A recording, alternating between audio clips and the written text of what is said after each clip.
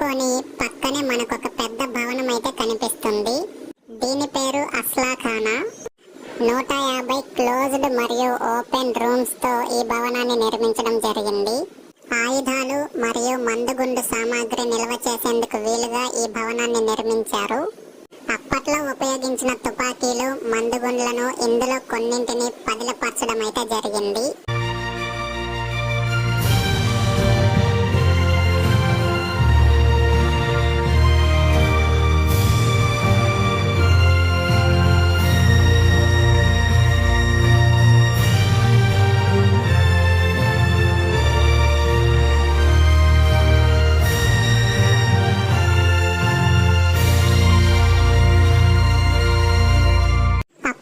వంట కోసం వాడిన కొన్నింటిని కూడా ఇందులో భద్రపరచడం జరిగింది. చప్పట్ల ప్రాంగణం